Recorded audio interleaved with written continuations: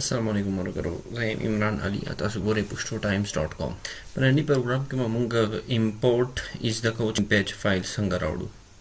دلته به لاړ شو فایل ته، په فایل کې نیو دی، نیو باندې نیو فایل کولاویږي او اوپن ته چې لاړ شو کنټرول او باندې راځي، اوپن ته به لاړ شو. په اوپن کې به ډیسکټاپ موږ ته راشي، په ډیسکټاپ کې به زموږ سره په ډیسکټاپ باندې چې کوم پیج فایل یا هغه به موږ اوپن کړو، نو هغې باندې به کلیک کړو، ډبل کلیک کو نو هم راتلی شي او بیا کلیک کو اوپن بیا نو هم راتلی شي. دا زموږ سره زموږ هغه فایل چې کوم دی اوپن شو.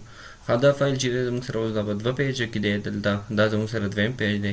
کله چې موږ په دې باندې کلیک کوو نو دا زموږ سره لاولني پیج ته راشي.